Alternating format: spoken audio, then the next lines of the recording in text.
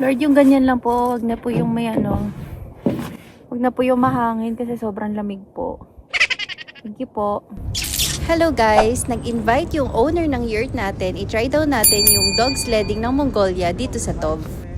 In-explain sa akin ni Miss Erica in simplest way kung ano talaga yung USSR. So technically, isa siyang country na tinry ibuo for 69 years ng 15 republics. Noong 1991, nagkabuwagan na sila, kasama dyan yung Kazakhstan, Russia, tapos naging isa lang yung leader nung 15 republics na yun. Pero ngayon, lahat sila independent na. Independent country ang Mongolia, malapit ang ekonomiya at militar nila sa USSR. Tinuturing din ng Mongolia na isang Soviet satellite state o malapit na kaalyado pero hindi talaga sila naging Soviet Republic. Nandito na tayo ngayon sa Tule River and yes, itong kalye na dinadaanan natin is actually a river pero magsa-start na ang defrosting niya by April to May.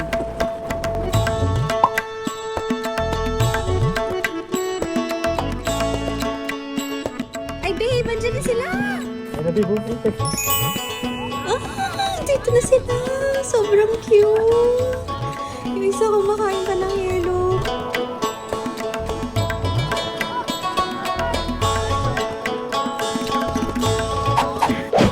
Disclaimer: the dogs featured in this video are well-trained sled dogs that genuinely enjoy running and pulling sleds as part of their regular routine.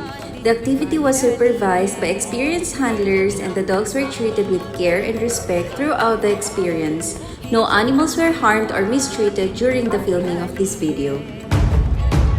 For context, the Siberian Husky is one of the world's most famous sled dogs, originally bred to pull sleds across snowy landscapes. Mongolia, Alaska, USA, Canada are a few countries na gumagamit ng tradisyon na ito. Sabagay, tinitrain din nila talaga yan. We are actually waiting for an hour now because we respect their sleeping time. The Huskies were howling with excitement. This is their signal that they are now ready for sledding. Hi! Laki.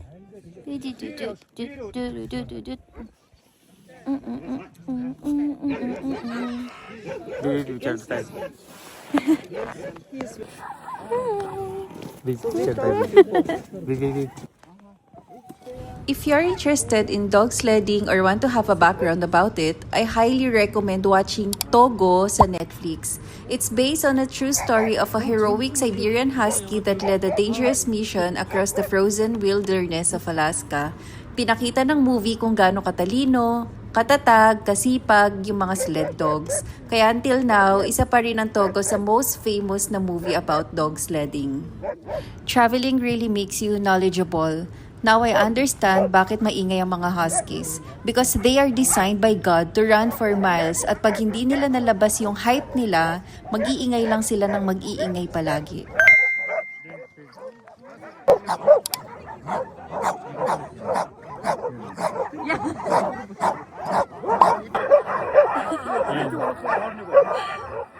Pahan ko yung pagdadrive nila. Yan na!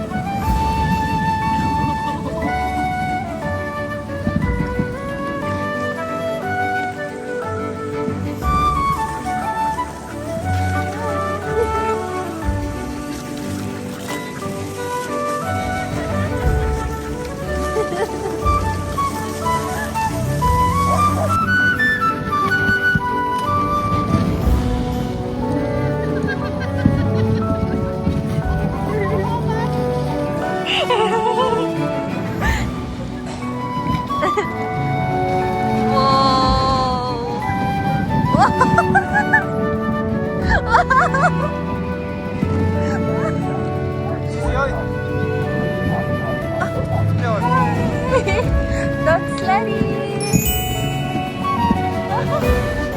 So beautiful! Yours, up.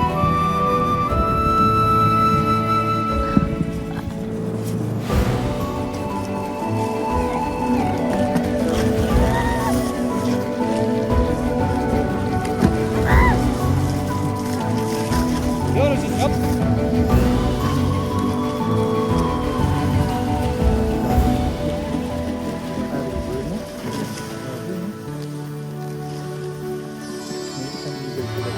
Ito, yung sa atin leader natin, Border Collie. Sure.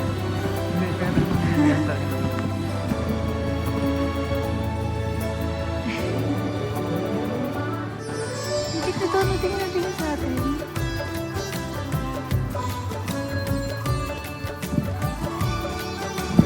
Wow.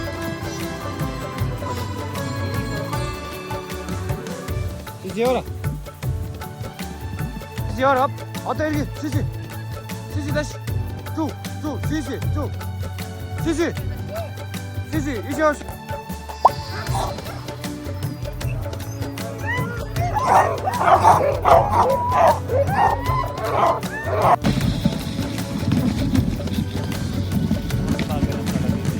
Oo. Ay, mga horses.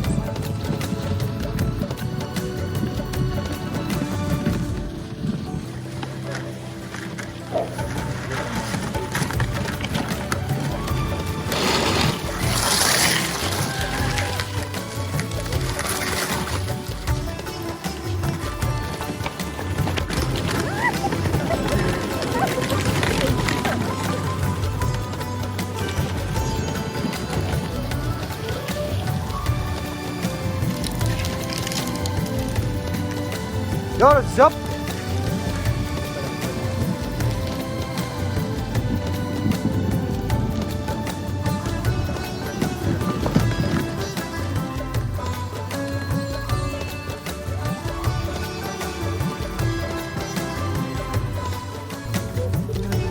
Hindi namin alam kung ano nagawa naming mabuti, but here we are together.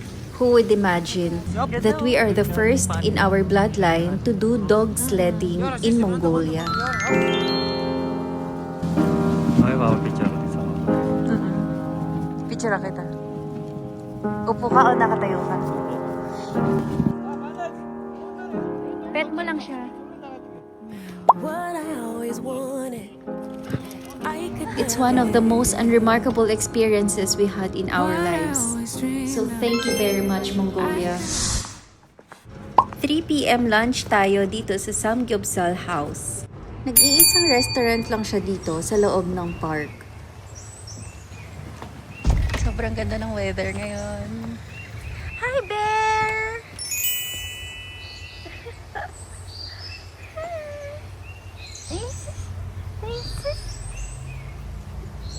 Kasama namin siya kanina sa may dog sledding. Hi, bear! Hi, baby! Hi, baby! Hello, berry, berry! Hello, berry, berry! Hi! Did you follow me? Did you follow me? You're so cute! You're so cute! Who's the cutest doggy? Sino ka naman? What's your name? Are you Panda? Is your name Panda? Panda bear? Berry, berry. Buru, buru, buru. Buru, buru. Dali ka, magsama ka sa vlog. Dali ka, dali. Such a good weather. Berry, berry. Come here. Hi. Hi. Berry. Berry.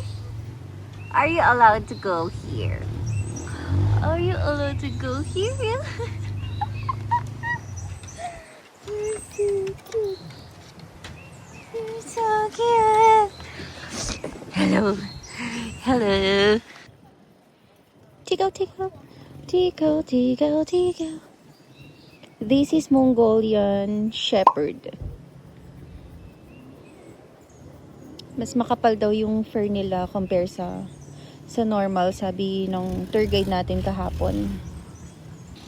Kasi may nagko-cross na mga Mongolian Shepherd. Ito daw yun. Oh, is that your booby? Is that your nipple? You're a girl! You're a girl! You're a girl dog! Hello, girl dog. Hello, girl dog. Uy, uy. Ay, wala ka ng pangil. Very good. But you're a girl dog.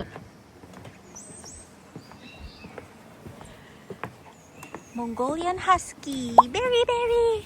Oh, berry. Hi. Oy. Friend. Babe, sobrang laki nila. Hi. Hi. Hi. Berry. Sobrang laki nila.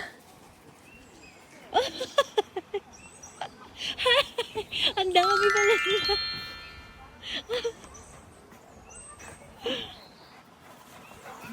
Hello, baby. This is the Mongolian Shepherd, also known as the Bankar.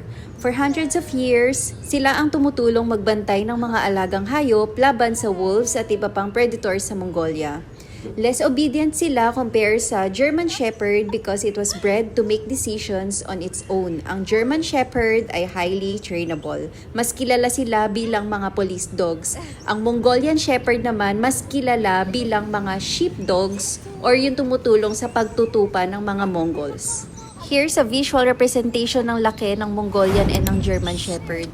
Ang Mongolian Shepherd, kilala sila bilang playful. Ang German Shepherd, kilala sila bilang very disciplined dogs. Dinesign ni God ang mga Bankar na sobrang fluffy at saka sobrang laki nila. Umaabot sila ng up to 80 to 100 kilos. Depende sa weather, depende sa pag-hibernate nila. Kasi sobrang extreme ng weather sa Mongolia, kaya ganun din yung design ng katawan nila.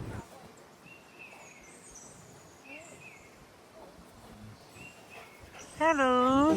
Sobrang saya ma-experience ang nature ng Mongolia. Yung snow, malamig pero mainit ang panahon at ang friendly ng mga aso. Nagpapaganda ng buong experience. Talagang isa ito sa moment na hindi namin malilimutan. Hello, puppy. Hello, puppy. So, if sometimes you feel like napag-iiwanan ka na kasi hindi ka nakaparehas ng iba, always remember that God created you personally for the purpose He has for you. Because one day, mapapakinabangan mo yung pagiging ikaw either during summer or winter time of your life. Kung ang aso nga na parehas ng shepherd, magkaiba pa ng calling, ikaw pa kaya? Focus on your goal.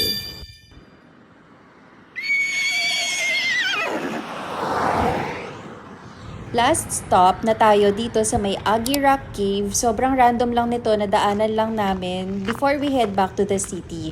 And hindi rin naman kami well-geared. Ako naka-rubber shoes lang naman ako. Pero silipin na lang din natin yun nandun sa may taas. Sino ba naman tayo to say no, it's Mongolia.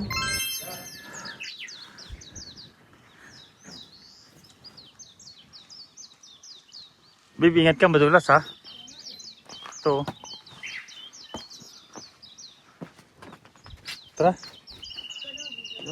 Up? Yeah? Okay.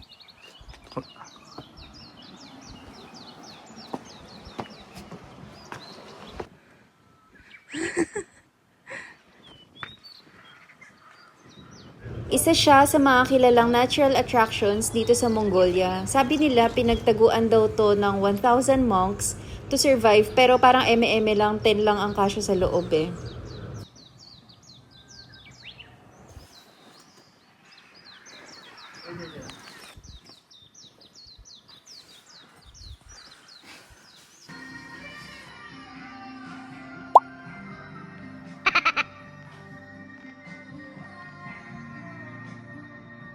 This.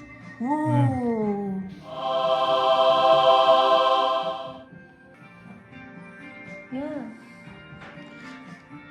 Wow! Thank you. Thank you! Thank you. Tagalin mo muna.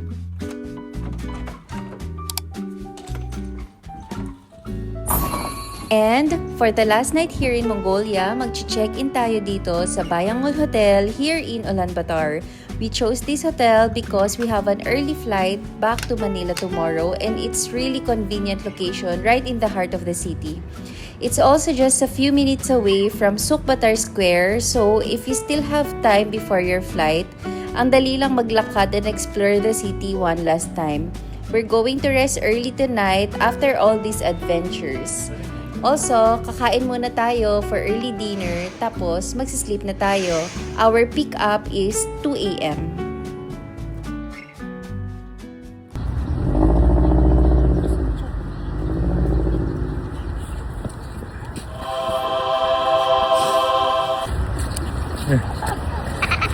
Last lunch for this Mongolia trip, kumain tayo dito sa KFC.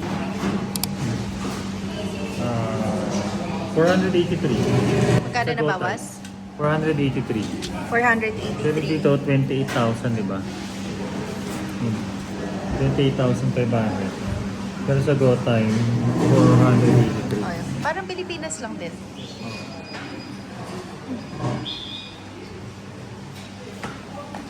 Sampats mo. We have the rice, chicken, fries, tteokbokki, latte, and water. Kalasa din ng KFC sa atin. Medyo malaki lang yung chicken dito.